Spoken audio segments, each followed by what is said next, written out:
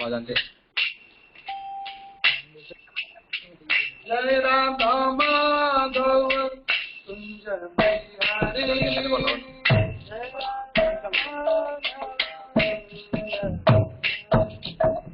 जय राम माधव कुंज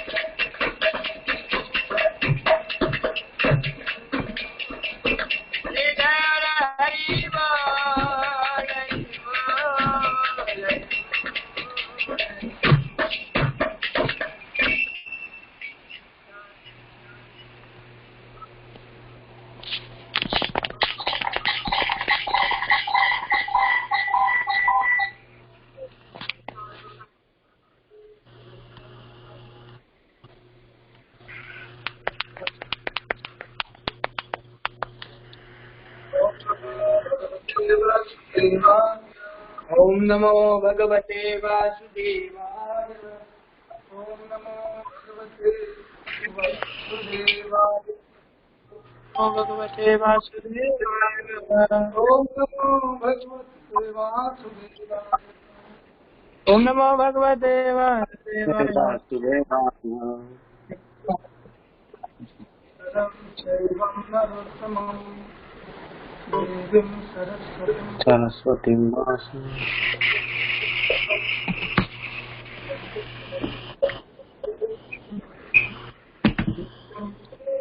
सेवया भगवती उत्तमश्लोके भक्तिर्भवति नैष्ठति। कृष्णाय वासुदेवाय देवकी नन्दगोपकुमाराय गोविन्दाय नमो नमः। जय श्री कृष्ण चैतन्य प्रभु नित्यानंद श्री अद्वैत गदाधर शिवासादि गौरभक्तवृंद। हरे कृष्ण कृष्ण कृष्ण हरे हरे। हरे कृष्ण कृष्ण कृष्ण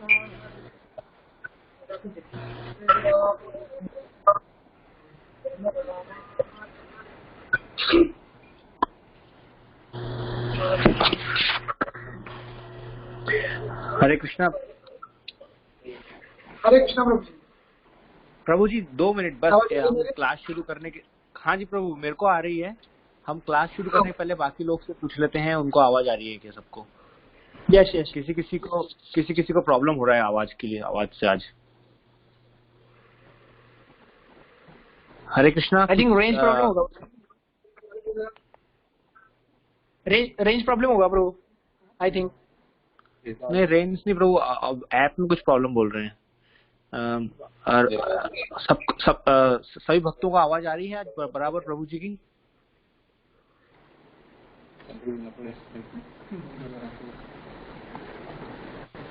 हरे कृष्णा, सबको आवाज आ रही है? हरे कृष्णा। क्या प्रभु, आपकी आवाज तो आ रही है, मुझे आ रही है। आवाज आ रही है? यस प्रभु।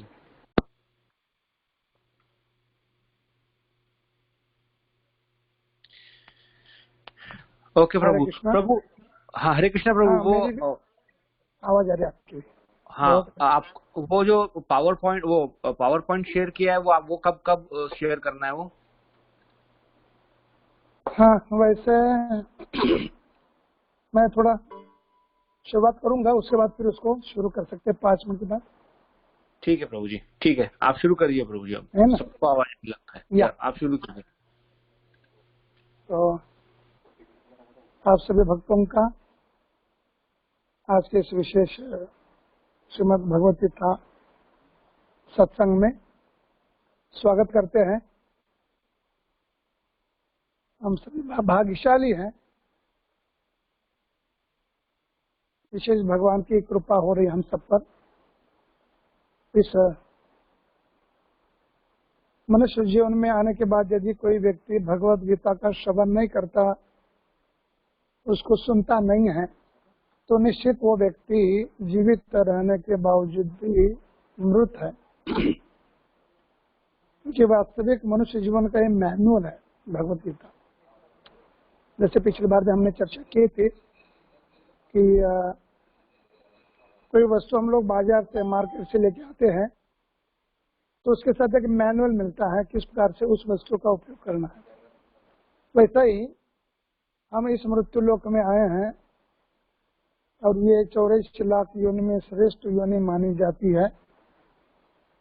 और श्रेष्ठ है मतलब बड़ी जिम्मेदारी भी है, बड़ा इसका सोच समझ के उपयोग करना चाहिए, क्योंकि ये बहुत दुर्लभ कई जन्म हम लोग भटकने के बाद एक दूसरे से दूसरे देह में।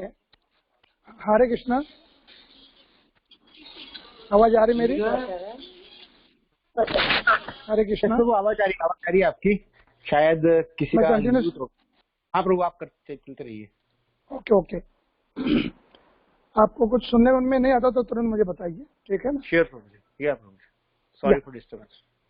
तो अनेक जन्मों के बाद अब हमको ये भगवान की कृपा से और विशेष करके उनके भक्तों की कृपा से ये मनुष्य जीवन मिला हुआ है। तो इस मनुष्य जीवन को यदि सार्थक करना है, तो भगवान ने जो गीता रूपी मैनुअल हमको दिया हुआ है हर एक जीव को, विशेष करके मनुष्य के लिए। ऐसे तो भगवान गीता में कहते हैं कि सर्वभूत हिते रहता, सभी जीव मात्र के कल्याण के लिए ये मैं मैनुअल या ये भगवद गीता शास्त्र मेरी वाणी प्रस्तुत कर रहा हूँ। भगवान बड़े दयालु हैं, करुणा सिंधु है, दीन बंधु, जगत पति है, जगत के पतित जीवों पर कृपा करने के लिए उन्होंने ये हमको दिया हुआ है। तो इसको यदि हम लोग स्वीकार नहीं करते तो समझना चाहिए कि मैं जीते जी एक अमृत व्यक्ति के जैसा ही हूँ। इसलिए हमको इस मनुष्य जीवन का बड़ा ध्यान पूर्वक, जिम्मेदारी के साथ और साथ ही साथ ईमानदारी के साथ उपयोग करना चाहिए, क्योंकि ये जीवन कठिन के बाद मिला है और साथ ही दुर्लभ भी माना जाता है। इसलिए अब रिस्क नहीं लेना चाहिए। अब हम लोग मनुष्य रूपी जंक्शन में है। जैसा कोई व्यक्ति जंक्शन में पहुंच जाता है तो कई रास्ते अलग अलग स्थानों के लिए जाने के लिए वहां रहते हैं। यदि हमको दिल्ली जाना है और यदि हम लोग रास्ता मुंबई का पकड़ेंगे तो हम लोग दिल्ली नहीं पहुंचेंगे, मुंबई पहुंच जाएंगे। तो वैसे ही मनुष्य जीवन में यदि थोड़ी सी कोई भूल भी हो जाती है हमारी, तो एक तो हम लोग पशु योनि में जा सकते हैं, या तो और कोई निम्न योनि में भी जा सकते हैं, या तो स्वर्ग में भी जा सकते हैं। लेकिन बताया जाता है कि मनुष्य जीवन एक ऐसा जीवन है जो हमको भगवान से प्रेम करने के लिए योग्य बनाया है, और साथ ही साथ भगवान से हम लोग प्रेम कर सकते हैं इस मनुष्य जीवन में। इसलिए जीवन की बहुत बड़ी महत्ता है, महिमा है। धर्म, अर्थ, काम और मोक्ष तो कई शास्त्रों में इसकी चर्चा आती है, लेकिन जहाँ तक प्रश्न आता है भगवद गीता का और भागवतम का, तो वहाँ तो एकमात्र लक्ष्य हमको मिला हुआ है, कृष्णा पुमर्तो महान। वास्तविक पंचम पुरुषार्थ जो है वो है भगवान से इस मनुष्य जीवन में कृष्ण प्रेम करना। तो इसलिए हमको इस भगवद गीता को समझने का प्रयास करना चाहिए बड़े ध्यान पूर्वक। और जो व्यक्ति भगवद गीता को समझता या तो समझ गया, तो मतलब वो क्या करेगा, भगवान की शरण लेगा। क्योंकि गीता का उद्देश्य है या गीता का सार ही है भगवान की शरण लेना। जैसे भगवान ने भगवद गीता में बताया है, सर्वधर्मान परित्यज्य मामेकम शरणम व्रज अहत्वाम सर्व पापेभ्यो मोक्षयिष्यामि मा शुच। भगवान गीता में बोल रहे हैं, वचन दे रहे हैं, हमको बिल्कुल निश्चिंत बना रहे। वैसे इस धरातल पर ब्रह्मांड में एक ही व्यक्ति है जो हमको निश्चिंत बना सकता है, वो है भगवान श्री कृष्ण। इसलिए उनकी वाणी का सुनने का अवसर यदि हमारे जीवन में आ रहा है, तो ये बड़ा सौभाग्य है हमारा कि उनकी वाणी हमें इतने समय के बाद मिल रही है। जैसा कोई व्यक्ति भूखा प्यासा है कई दिनों से, और अब उसको पंच पकवान उसको मिल रहे हैं, तो वो कितना बड़ा प्रसन्न हो जाएगा। तो वैसे ही हम लोग कई जन्मों के बाद भटक रहते, क्योंकि गीता तो आज थोड़ी सुनाई गई, गीता तो वैसे करोड़ों साल पहले सुनाई गई थी। फिर कई जीवों ने शरण नहीं लिया। सूर्य विवस्वान को सुनाई थी भगवान ने गीता में, कहाँ है, तो उसको सुनाई थी, लेकिन उसके बाद भी कई लोगों ने शरण लेंगे। फिर 5000 वर्ष पूर्व फिर उन्होंने अर्जुन को निमित्त बनाकर सुनाई, तब भी हमने उनकी शरण नहीं ली। अब फिर से भगवान देखिए कितनी कृपा कर रहे हैं, इस्कॉन के माध्यम से, अंतर्राष्ट्रीय कृष्ण भावनामृत संघ, और विशेष करके प्रभुपाद जी की कृपा से आज हमको फिर से यह अवसर मिल रहा है भगवद गीता सुनने का। तो ये हमारा बड़ा सौभाग्य है, धन्यवाद देना चाहिए भगवान को और प्रभुपाद जी को करोड़ों करोड़ों। क्योंकि आज हम लोग जहाँ पर भी हैं, आज कृष्ण से जुड़े हुए, और ऐसा कोई स्थान नहीं है कि धरातल छोड़ दीजिए, ब्रह्मांड की मैं बात करता हूँ, करोड़ों करोड़ों ब्रह्मांड हो सकते हैं, है भी वैसे, तो उन ब्रह्मांडों में भी कोई जीव रहेगा तो भी उसका संबंध भगवान श्री कृष्ण से। क्योंकि ऐसा कोई स्थान, ऐसा कोई व्यक्ति, ऐसी कोई परिस्थिति नहीं है जो भगवान से संबंधित नहीं है, भगवान से जुड़ी हुई नहीं है। तो ये पहली बात हमको समझना चाहिए कि हमको गीता का सार यही है कि भगवान की शरण लेना। और वो शरण कैसे ले सकते हैं, उसकी चर्चा फिर श्रीमद् भागवत में आती है। गीता तो एक इंट्रोडक्शन है, एक शुरुआत, एक प्रारंभ है, लेकिन प्रैक्टिकल जो भक्तों के साथ उनका जो प्रेममयी आदान प्रदान है, वो श्रीमद् भागवत में कई भक्तों के साथ 12 स्कंद में पूरा वर्णन किया हुआ है, करीब 28,000 श्लोकों में। तो आज हम लोग प्रारंभ करने यहाँ जा रहे हैं, तो हम लोग स्लाइड भी देख सकते हैं, यहाँ स्लाइड भी है। वैसे आज हमें बताया कि 1 से लेकर पहले अध्याय के 10 श्लोक तक चर्चा करनी है। तो प्रयास आज से शुरुआत करेंगे भगवद गीता को। और हम सब जानते हैं कि गीता में 18 अध्याय है टोटल, और 700 श्लोक है। और प्रथम श्लोक ये धृतराष्ट्र का है, धृतराष्ट्र उवाच। और वैसे गीता का जो प्रारंभ है वो शुरुआत होता है दूसरे अध्याय से, और समापन होता है 17वें अध्याय में। तो पहले का ये जो अध्याय ये वास्तविक है अर्जुन विषाद योग कह सकते हैं, या अर्जुन की गीता कह सकते हैं। भगवान की गीता दूसरे अध्याय से शुरू हो जाएगी। अर्जुन का जो अपना विषाद था, अर्जुन बिल्कुल भ्रमित हो चुका था, क्या करना चाहिए क्या नहीं करना चाहिए। ऐसी परिस्थिति हमारे जीवन में भी आती है, हर क्षण हर समय हर दिन आती है। तो ऐसे स्थिति को निपटने के लिए भगवान को हमारे साथ रखना चाहिए, और परमात्मा के रूप में तो भगवान हमारा साथ है ही, वो हमेशा रहेंगे। मनुष्य जीवन में ही नहीं, लेकिन जिस योनि में जिस शरीर में जाएंगे वहां पर भी रहेंगे भगवान। तो इस अध्याय का एक नाम ये भी है कि कुरुक्षेत्र के युद्ध स्थल में सैन्य निरीक्षण, इस तरह से भी ये शीर्षक है। और पूरे अध्याय में वर्णन ही आता है किस प्रकार से कुरुक्षेत्र में धर्म क्षेत्र हो शाश्वत अपने आप में एक, वहां किस प्रकार से कौरव और पांडव एकत्रित हुए हैं। कई राजा उनको साथ दे रहे, कौरवों को और कुछ पांडवों को। और वास्तविक गीता का ये जो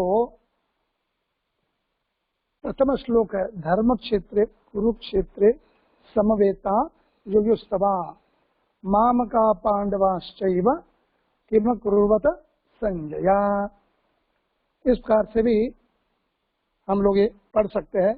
रोज पढ़ना चाहिए, वैसे जितना पढ़ेंगे उतनी वाणी हमारी शुद्ध होगी, हमारी चेतना शुद्ध होगी, और एक गीता की पूजा हो जाएगी, गीता की आराधना हो जाएगी हम लोग यदि श्लोक पढ़ने का प्रयास करेंगे तो धर्म क्षेत्र का जो शुरुआत का धर जो शब्द है, और अंतिम 18वां अध्याय का एक श्लोक आता है, यत्र योगेश्वर कृष्णो तत्र पार्थो धनुर्धर तत्र श्री विजय भूता ध्रुवा नीतिर मतिर मम। तो वहां पे म आता है, और शुरुआत में धर्म क्षेत्र का धर ये जो शब्द है, और वो अंतिम जो श्लोक है 18वां अध्याय का वो जो है म, तो मिलके क्या हो गया, धर्म हो गया। तो गीता वास्तविक हमको धर्म की शिक्षा दे रही है, और वास्तविक धर्म का मतलब ही है भगवान का आदेश, भगवान के वचन,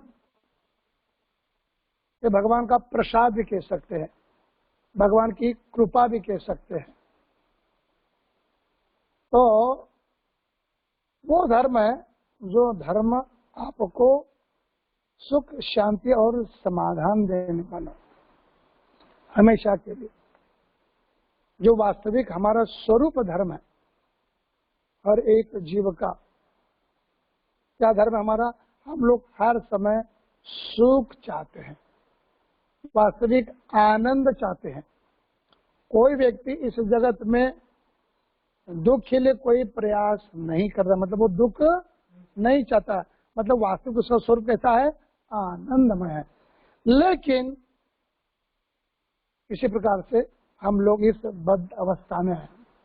किसके साथ बद्ध हो चुके हम लोग, शरीर के साथ बद्ध हो चुके, और शरीर के साथ बद्ध होने के कारण शरीर का जो स्वभाव है, जन्म मृत्यु बुढ़ापा और जो बीमारी, उसका हमको क्या करना पड़ रहा है, संघर्ष करना पड़ रहा है। तो यहाँ पे ये जो गीता है ये हमको धर्म की ओर ले जाती है, धर्म का आश्रय लेने के लिए हमको प्रेरित करती है। और भगवान वास्तविक कहते हैं कि मैं साक्षात स्वयं धर्म हूं, क्योंकि वही भगवान इस भौतिक जगत में धर्म की नीति नियम स्वयं बनाते हैं, उनके द्वारा प्रकट होते हैं। तो ऐसा ये धर्म क्षेत्र है कुरुक्षेत्र, जहाँ तपस्या होती है, यज्ञ यागन पठन पाठन श्रवण कीर्तन ये सब जहाँ होता है उसको, उस क्षेत्र को क्या कहते हैं, धर्म क्षेत्र। क्योंकि धर्म भगवान से आपको जोड़ता है ना। और दूसरा क्या है, कुरुक्षेत्र है। कुरुक्षेत्र मतलब राजा कुरु ने बहुत बड़ी तपस्या किया, जो वंशज है कौरव और पांडवों के, जिनके नाम से उस स्थान का नाम क्या हुआ, कुरुक्षेत्र हुआ। तो ऐसे स्थान पर जो बड़ा पवित्र है और तपस्या से पुनीत हो चुका है वो स्थान, वहां पे कई ऋषि मुनि आए हैं, तपस्या किया उन्होंने। ऐसे स्थान पर क्या होने जा रहा है, धर्म और अधर्म के लिए, या तो धर्म का युद्ध कह सकते हैं, ये धर्म का युद्ध है, साधारण युद्ध नहीं। और युद्ध होता तो तीन चीज के होता है, एक तो होता है जमीन के लिए, दूसरा होता है स्त्री के लिए, कोई कामना है, इच्छा है उनके लिए, और तीसरा होता है संपत्ति के लिए, धन दौलत के लिए। तो ये जो युद्ध हुआ है महाभारत का, ये किसके लिए हुआ है, ये हुआ है जमीन को लेकर हुआ है। देखो पांडवों को उनके 12 साल के जो वनवास के बाद 1 साल अज्ञातवास, 13 साल की जो बड़ी उन्होंने तपस्या की, तो उसके बाद उनको आधा राज्य लौटाना था, कौरवों को, दुर्योधनों को, धृतराष्ट्र को। लेकिन वो क्या हो गए, पलट गए उससे।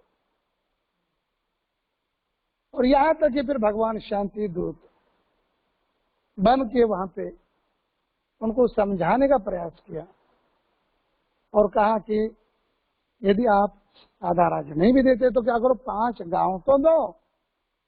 लेकिन उन्होंने कहा कि 5 गांव तो छोड़ दीजिए, सुई के नोक पर जितनी जमीन टिक पाएगी उतनी धूल भी उनको नहीं मिलेगी। और अंततः फिर युद्ध का, जो हम लोग नहीं चाहते हैं, युद्ध का मतलब है सर्वनाश। तो युद्ध प्रारंभ हुआ और फिर एक तरफ कौरव और एक तरफ पांडव। और फिर प्रथमता ही ये पूछ रहे कौन, धृतराष्ट्र, हे संजय, धर्मभूमि कुरुक्षेत्र में युद्ध की इच्छा से एकत्र हुए। वो जानता है इस साधारण भूमि, जानता तो है लेकिन मानता नहीं है। कभी कभी हमारी वैसी स्थिति हो जाती है, हम लोग जानते लेकिन मानते नहीं है। फिर कभी ऐसी परिस्थिति आ जाती है कि हमको भी मानना पड़ता है, स्वीकार करना पड़ता है। जैसे कोरोना कई चीज हमको जबरदस्ती विवश कर रहा है, घरों में रहने के लिए, काम बंद करने के लिए, लोगों को नहीं मिलने के लिए। यहाँ तक कि बताया जाता है कि कोरोना की शुरुआत मांसाहार, नॉनवेज वुहान सिटी में, चाइना में हुई थी। अब वहां पर भी उस सिटी में बंद कर दिया उन्होंने, उनका मीट मार्केट। बाकी जगह चल रहा है लेकिन वहां बंद कर दिया। मतलब कहते हैं ना, बातों के जो भूत नहीं मानते वो लातों से मानते हैं। लेकिन वास्तविक हमारा ये आहार नहीं है, हमारा तो सात्विक भी आहार नहीं है, लेकिन शुद्ध सात्विक आहार जो भगवान को भोग लगाकर हम लोग प्रसाद के रूप में ग्रहण करते, वो हमारा आहार है वास्तविक। उसको हमको इसे तो ग्रहण करना चाहिए। लेकिन मनुष्य जीवन में आने के बाद भी कुछ लोग पशु के जैसा इतना पतित और इतना नीच जीवन बिताते हैं कि उनको समझना बहुत कठिन है। लगता है आदमी है लेकिन अंदर बिल्कुल खूंखार व्यक्ति है, उसमें क्रोध है, उसमें द्वेष है, उसमें ईर्ष्या है, उसमें हिंसा छुपी हुई। तो वहां वास्तविक अधर्म, वो अधर्म का मूर्ति है। तो ऐसे लोगों को दंड देने के लिए, उनको शिक्षा देने के लिए भगवान प्रकट हो जाते हैं। तो धर्म भूमि है, कुरुक्षेत्र है ये, और युद्ध वहां हो रहा है। और दोनों एकत्र में कौन कौन, एक तरफ धृतराष्ट्र के पुत्र हैं और एक तरफ पांडव के हैं। तो यहाँ पे वो क्या बोल रहे हैं, धृतराष्ट्र वो कहता है कि एकत्र में मेरे माम का और पांडवा शैव, पांडव के पुत्र। देखा जाए तो एक परिवार ही है, लेकिन मानसिकता देखिए धृतराष्ट्र और दुर्योधन की। वैसे 1 से लेकर 10 लोग तक, ये जो 11 तक भी कह सकते हैं, ये जो श्लोक है ये सिर्फ युद्ध की भूमिका वहां प्रस्तुत की गई है इन श्लोकों में। तो हम लोग देखते हैं कि धृतराष्ट्र की क्या मानसिकता थी। एक तो वो संदेहपूर्ण था, प्रश्न कर रहा है, किसको कर रहा है?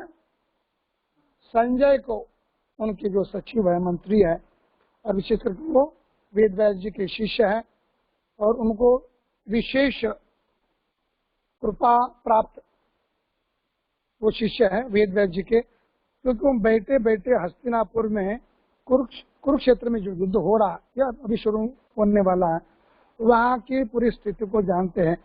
यहाँ तक कि वहाँ के एक एक व्यक्ति की मानसिकता क्या है उसको भी वो जानते हैं, और वो यहाँ प्रस्तुत कर रहे हैं उनके महल में बैठे बैठे धृतराष्ट्र को। तो धृतराष्ट्र वो जानते थे कि ये धर्म क्षेत्र है और साथ ही साथ कुरुक्षेत्र है। हमारी ही वंश की परंपरा के जो राजा थे कुरु, उनका वो पवित्र स्थान रहा है, और वहां ये दोनों एकत्रित हुए। कौन? मेरे पुत्र और पांडु के। तो ऐसे पवित्र स्थान का प्रभाव शायद मेरे पुत्रों पर हो सकता है, और वो क्या कर सकते हैं?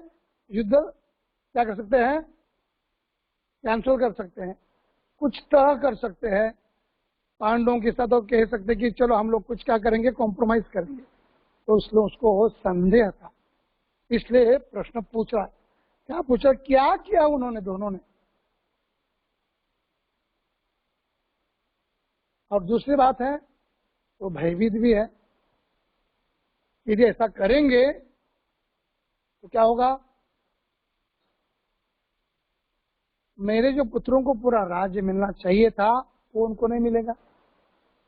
इसलिए व्यक्ति भयभीत होता है, और हमेशा भय रहता है, विशेष करके हमारे इस शरीर का।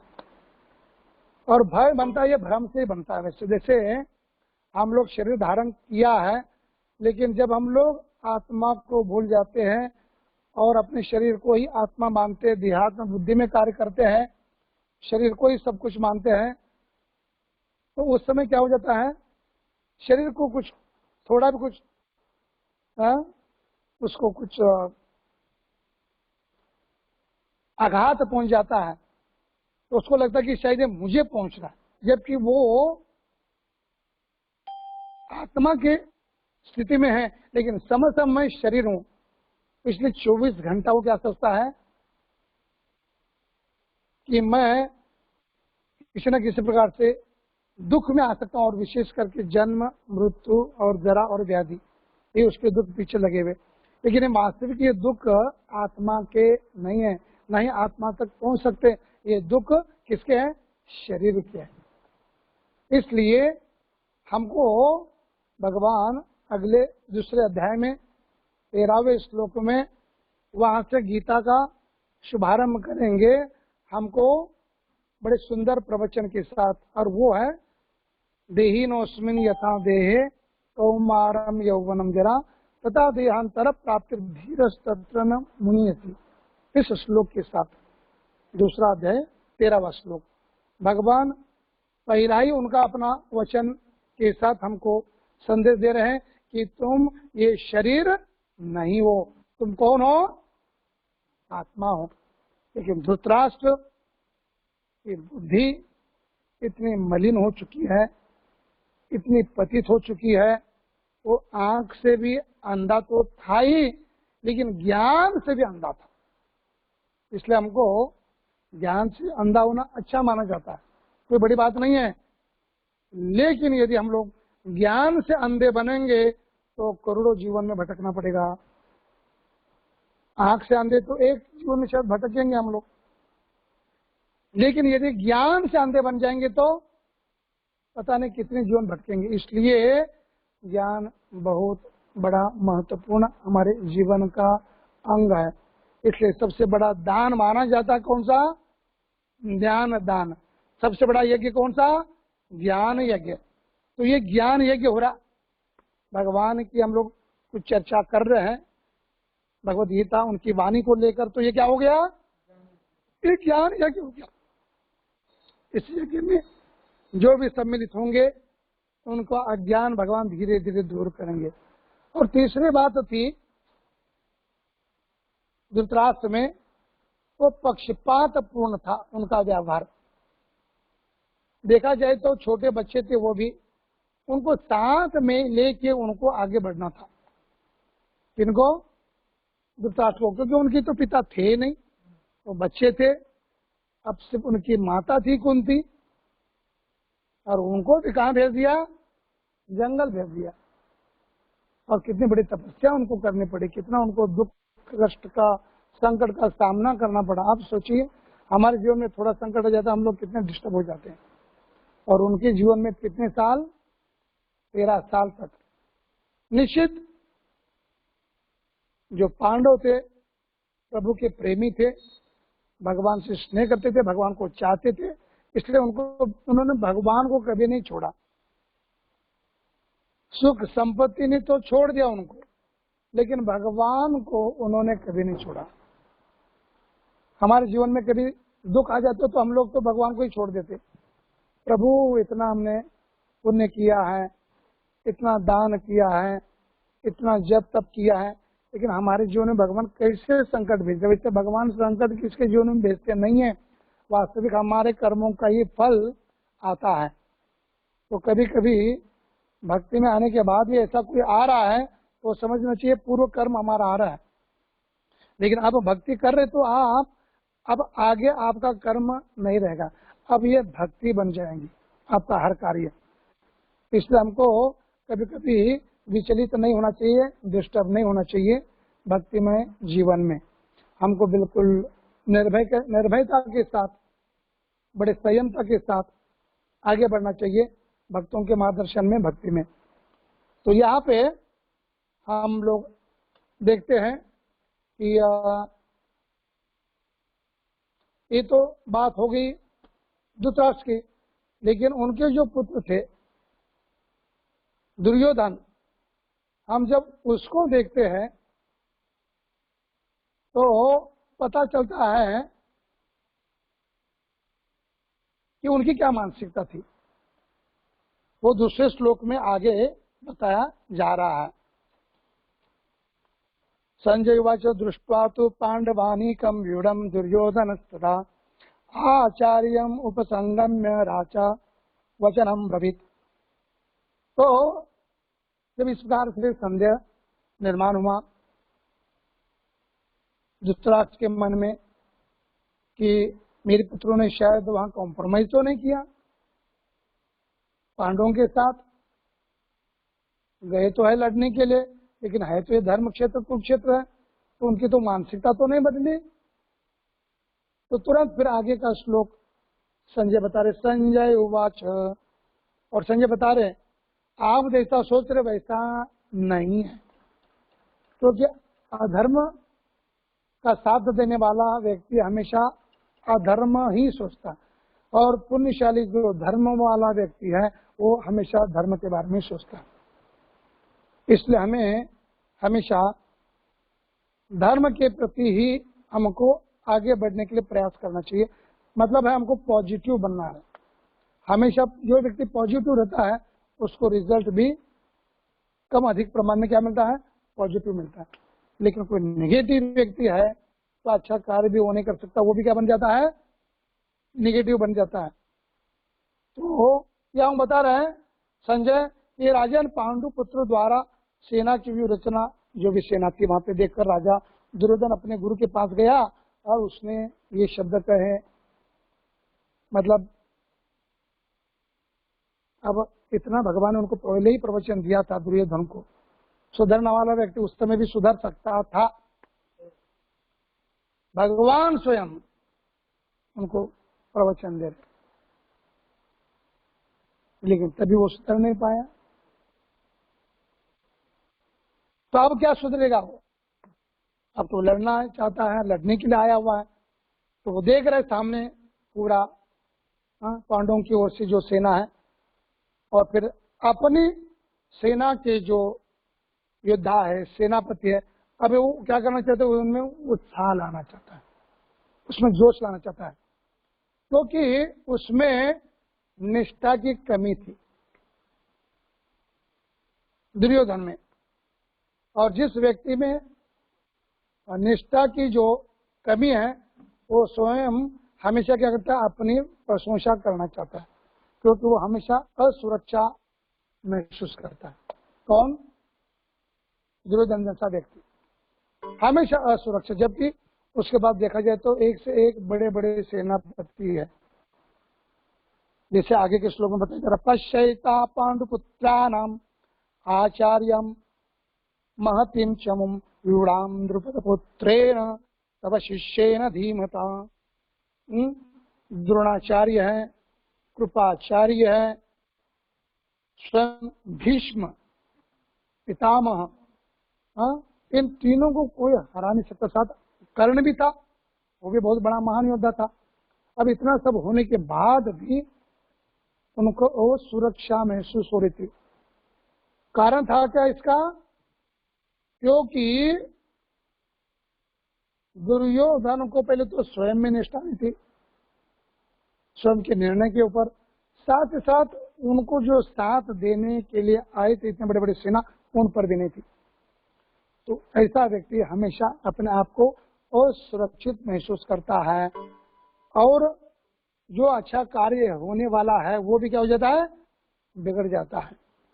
इसलिए ये हमारे दिमाग में कभी बात नहीं लाना चाहिए हमारे जीवन में भी, क्योंकि भगवान ने आपको इतनी सुंदर योग्यता दी है, इतनी सुंदर योग्यता दी है कि भगवान को आप धन्यवाद देना चाहिए, थैंक यू बोलना चाहिए। लेकिन वो तो छोड़ देते हम लोग, और हम लोग कमियां गिनते हैं, तो दूसरों की कमियां गिनते हैं। इससे क्या हो जाती है, हमारा जो एक पॉजिटिव रिजल्ट मिलना चाहिए वो नहीं मिलता, जबकि सभी योग्यता आपके पास होने के बावजूद भी। वही स्थिति यहाँ पे उनकी है, सब उनके पास में, कौरवों के पास में, लेकिन जो राजा है कौन? दुर्योधन, उसकी निष्ठा ही नहीं है। और ऐसा जब हमारा संबंध बन जाता है किसी के साथ,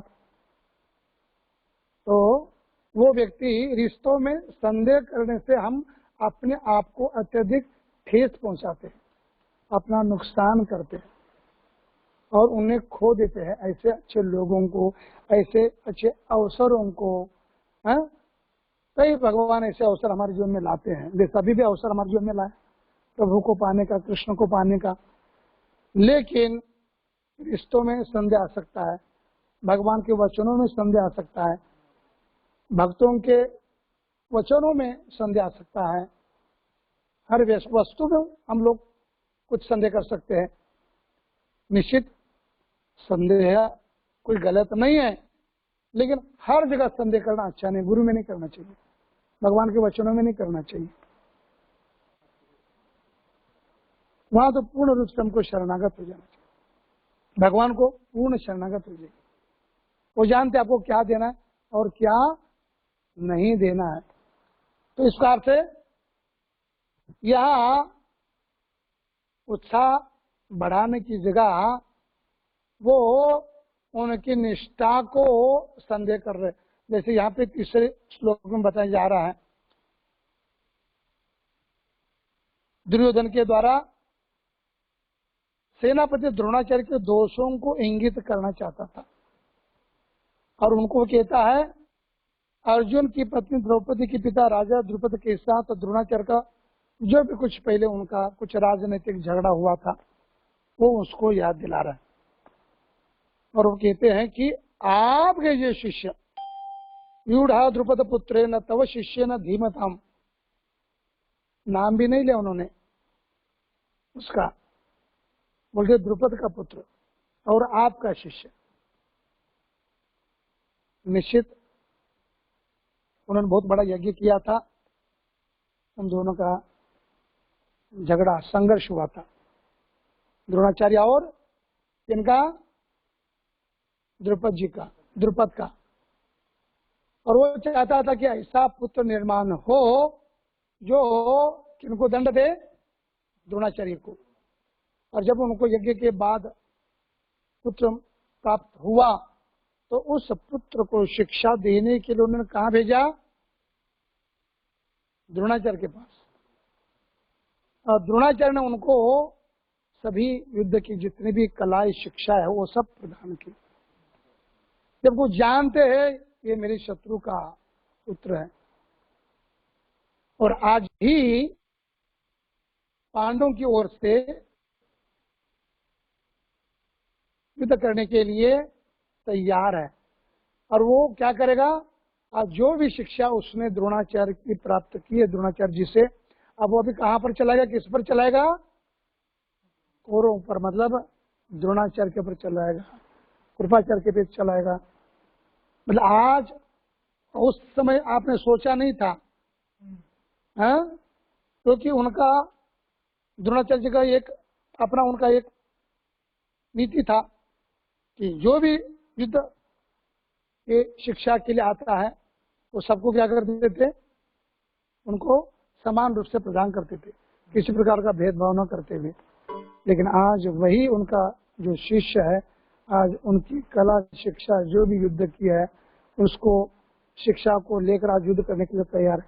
तो उन्हें एक दूसरे से वो चिढ़ा रहा है, उनको क्या कर रहा है, द्रोणाचार्य को, देखो उस समय आपने गलती की, आप गलती मत करना, अब तो उसको आपको क्या करना है, दंड देना, मारना उसको, अब बचाना नहीं है। तो इस प्रकार से वो क्या कर रहे हैं, उनको याद दिला रहे हैं। और निश्चित रूप से इसे याद दिलाने की कोई जरूरत नहीं थी, क्योंकि वो स्वयं एक आचार्य है। हमको आचार्यों को कोई सिखाने की जरूरत नहीं पड़ती और करना भी नहीं चाहिए ऐसा कोई दुस्साहस, क्योंकि आचार्य सबको जानते हैं, इसलिए वो जो सही है वही कार्य करते हैं। तो यहाँ आगे अत्र सुराम स्वासा 34 श्लोक में बताया जा रहा है, भीमार्जुन समायुधि युधानो विराटश्च द्रुपदश्च महारथ, और भी जो यहाँ उपस्थित है सेना में पांडवों की, भीम है, अर्जुन है, उनके समान युद्ध करने वाले और भी वीर धनुर्धर सेनापति है, महारथी, युधान, विराट, द्रुपद। तो इनका भी आपको ध्यान रखना है, ऐसा वो कह रहा है द्रोणाचार्य को, क्योंकि जब शिक्षा लेने के लिए आए थे पांडव, 7 कौरव, दुर्योधन आदि, भीम, युधिष्ठिर, नकुल, सहदेव और अर्जुन, तो उनमें से विशेष उनके जो पांडव तो प्रिय थे ही, लेकिन पांडव में भी प्रिय कौन था उनका, अर्जुन था। तो ये ना हो जाए कि ये युद्ध में क्या करे, पांडवों को या विशेषकर को अर्जुन को बचाने के लिए क्या करे, युद्ध में जो उत्साह होना चाहिए युद्ध करने का वो उत्साह में दिखाएंगे। इसलिए पहले से ही वहां पर भी संदेह ले रहे कि ऐसा आपको नहीं करना चाहिए। आप सोचिए, जिस व्यक्ति के मन में, हृदय में गंदगी है तो बाहर भी वैसी आती है ना, जो मन में वो वाणी में आता है बोलते हैं। तो इसलिए हमारे मन को हमको शुद्ध रखने का प्रयास करना चाहिए। बोलते ना, जो पोटा था वही ओटा पेता मनी, जो पोट में है, पेट में, वही ओटा में, जो वाणी में आता है बोलते। इसलिए व्यक्ति को समझना है तो जब वो बोलता है तब समझता है, व्यक्ति चुप बैठा है तो पता नहीं चलता, लेकिन जैसे उसकी वाणी खुल जाती है तो पता चलता है मूर्ख है या तो बुद्धिमान है। तो यहाँ बात ऐसी मूर्ख जैसी बातें कर रहा कौन, दुर्योधन, जबकि राजा है, राजा के जैसे उसको रहना चाहिए था, उनको बिल्कुल मान सम्मान देना चाहिए था, उनके मार्गदर्शन के अनुसार आगे उनको बढ़ना चाहिए था। और फिर आगे 5वां श्लोक, दुष्ट केतु चीतान काशीराजस्य वीर्यवान पुरोजित कुंती भोजस्य शैवस्य नरपुंगव। इनके साथ दुष्ट केतु, चिकितान, काशीराज, पुरोजित, कुंती भोज तथा शैव जैसे महान शक्तिशाली योद्धा भी है। और भी वर्णन करे कौन कौन है, युधामन्युष्य विक्रांत उत्तम औजास्य वीर्यवान सौभद्र द्रौपदी यश्चास्य सर्व एव महारथा। 6वां श्लोक, पराक्रमी युधामन्यु अत्यंत शक्तिशाली उत्तमौजा सुभद्रा का पुत्र अभिमन्यु तथा द्रौपदी के पुत्र, ये सभी कौन है, महारथी।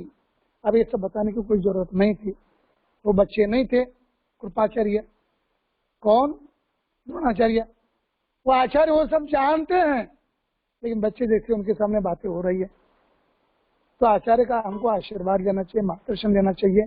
यदि हम अपने जीवन में विजय चाहते हैं, अपना जीवन यदि विजयी बनाना चाहते हैं, तो जो आचार्य कहते हैं वही करना चाहिए। आचार्यों को हमको सलाह नहीं देनी चाहिए, तो हमारा क्या होगा, पराभव होगा। जैसे दुर्योधन का यहाँ क्या हो गया, पराभव हो गया। अंत में क्या हुआ, 18 दिन के बाद पराभव। इसलिए हमको हमारे जीवन रूपी को जीत, तो हमारे जो भगवान के भक्त हैं, आचार्य हैं, हमारे काउंसिलर हैं, हमारे मार्गदर्शक हैं, उनको हमको क्या करना चाहिए, ध्यानपूर्वक उनकी सलाह मार्गदर्शन को सुनना चाहिए। तो यहाँ पर 7वें श्लोक में अस्माकं तो विशेषता ये तन्निबोध द्विजोत्तम नायक मम सैन्यस्य सज्ञार्थ तान ब्रवीमि ते। किंतु ब्राह्मण श्रेष्ठ, आपकी सूचना के लिए मैं अपनी सेना के उन नायकों के विषय में बताना चाहता हूँ जो मेरी सेना को संचालित करने में विशेष रूप से निपुण है। अब वहां का उन्होंने वर्णन किया, अब अपने योद्धाओं का वो उत्साह बढ़ाना चाहते हैं। तो अभी अपना जो उनका जो सैन्य है, सेनापति है, योद्धा है, प्रतिमहारथी है, अब उनका वर्णन कर रहे हैं। भवान विष्णुश्च करुणश्च कृपश्च समितिंजय अश्वत्थामा विकर्णश्च सोमदस्ति तथैवच। कहते कि मेरी सेना में स्वयं आप, कौन, द्रोणाचार्य, भगवान मतलब स्वयं आप, भीष्मश्च, कौन है, पितामह भीष्म, और साथ ही कर्ण है, कृपाचार्य है, कितने एक से एक बड़े, और फिर साथ साथ द्रोणाचार्य के पुत्र अश्वत्थामा भी है, विकर्ण है, ये दुर्योधन के बंधु है, भाई है, तथा सोमदत्त का पुत्र भूरिश्रवा आदि जो युद्ध में सदैव विजयी होने वाले हैं। सब इन्होंने कभी हार नहीं देखी है, कर्ण ने भी कभी नहीं देखी, भीष्म ने नहीं देखी, द्रोणाचार्य, कृपाचार्य, इन्होंने कभी नहीं देखी। ये सब योद्धा कैसे है, अजीत है, लेकिन आज उनकी जीत होने वाली नहीं है, क्योंकि वो किनका साथ दे रहा है, दुर्योधन का, और दुर्योधन साक्षात अधर्म का मूर्तिमान स्वरूप है। और भगवान गीता में यहाँ आए हैं धर्म की स्थापना करने के लिए। और प्रभुपाद जी तात्पर्य में बहुत बड़ी सुंदर बात बता रहे हैं, पहले श्लोक के तात्पर्य में, जिस प्रकार धान के खेत में अवांछित पौधों को उखाड़ दिया जाता है, उसी प्रकार इस कथा के आरंभ से ही ऐसी आशा की जाती है कि जहाँ धर्म के पिता श्री कृष्ण उपस्थित हो, वहाँ कुरुक्षेत्र रूपी खेत में दुर्योधन आदि धृतराष्ट्र के पुत्र रूपी अवांछित पौधों को समूल नष्ट करके युधिष्ठिर आदि नितांत धार्मिक पुरुषों की स्थापना की जाएगी। मतलब धर्म की स्थापना और अधर्म का विनाश। परित्राणाय साधुनाम विनाशाय च दुष्कृताम, धर्म की स्थापना करूंगा और विनाशाय च दुष्कृताम, जो दुष्ट लोग है, दुराचारी है, पतित है, नीच है, जो भगवान की शरण नहीं लेना चाहते, भगवान के इस धर्म की स्थापना में मदद नहीं करना चाहते, उनका संहार करेंगे और फिर धर्म की स्थापना करेंगे। ऐसे भगवान हर युग में आते रहेंगे। तो आगे का जो श्लोक है हम आगे पढ़ते हैं। अन्य च बहवा शूरा मदर्ते तक्त जीविता नाना शस्त्र प्रहरणा सर्व युद्ध विशारदा। और ऐसे अन्य अनेक वीर है जो मेरे लिए अपना जीवन त्याग करने के लिए यहाँ प्रकट हुए, मतलब मेरे लिए मरने के लिए तैयार है। कहने का मतलब क्या है, मरने के लिए तैयार, मट मरने के लिए तैयार है। ऐसे लोगों का निश्चित क्या गति होगा, आप सोचिए। जो दुर्गति जिसकी हो रही है, जो दुर्गुणों के साथ दुर्गति के कार्यों में लगा हुआ है, उसको कोई साथ दे रहा है, तो निश्चित उनकी भी क्या होगी, उनकी भी दुर्गति होने वाली है, उनकी कोई सदगति होने वाली नहीं है। इसलिए हमको विकट से विकट हमारे जीवन में कोई संकट का समय भी आ जाता है तो धर्म को छोड़ना नहीं चाहिए।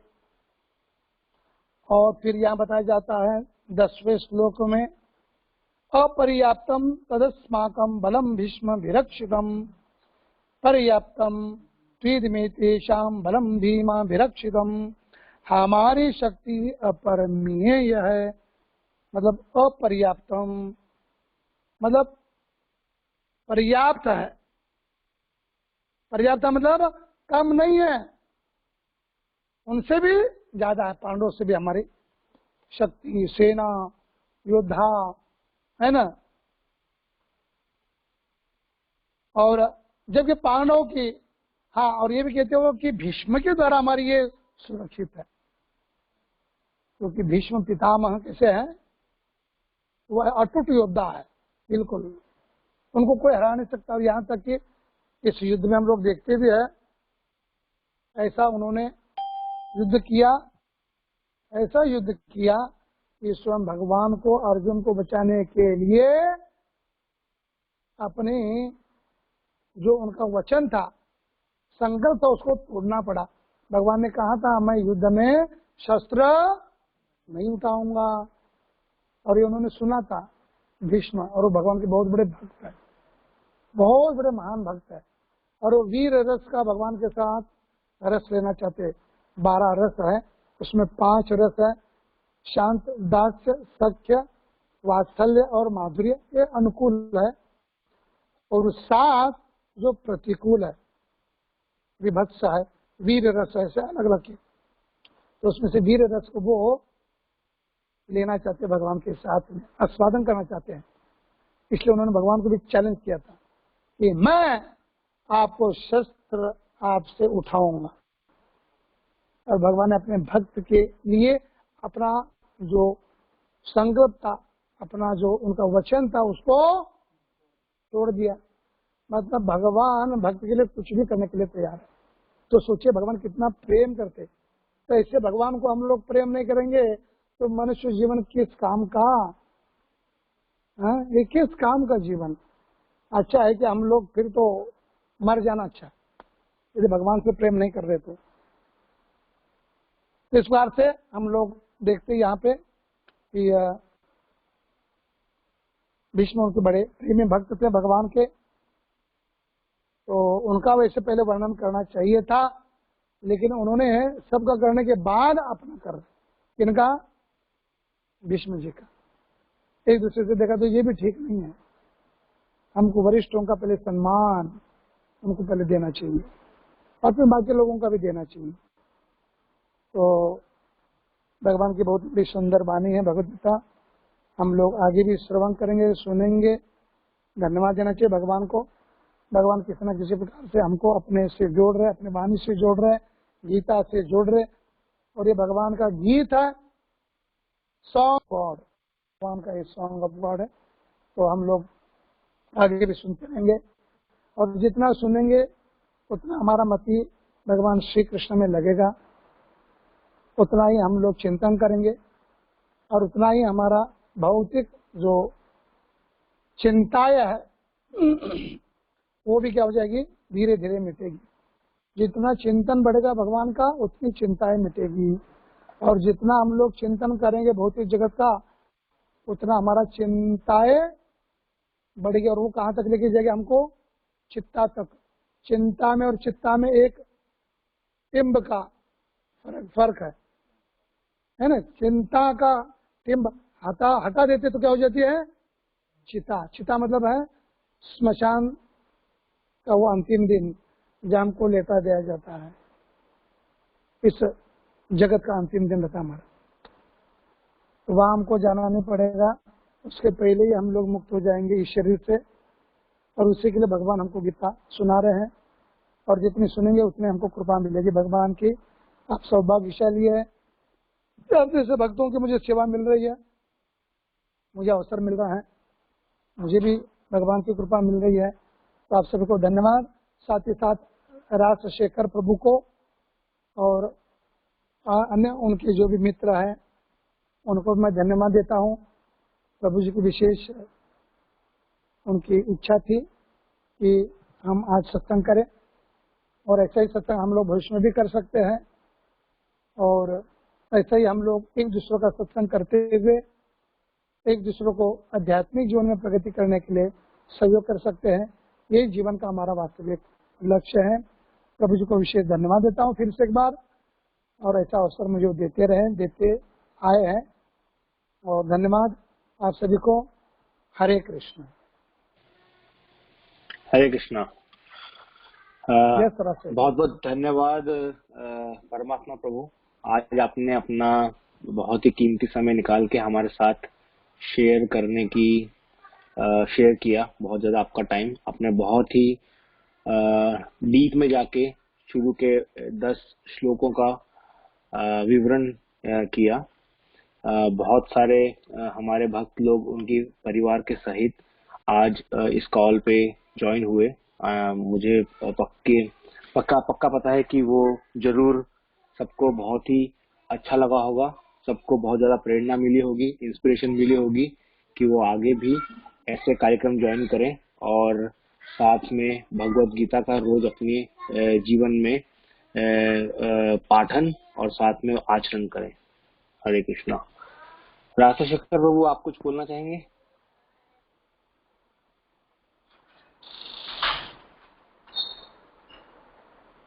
कुछ प्रश्न है? कोई अगर किसी भक्त को कोई प्रश्न हो, प्रभु जी से पूछना चाहते हो तो प्लीज अभी पूछिए।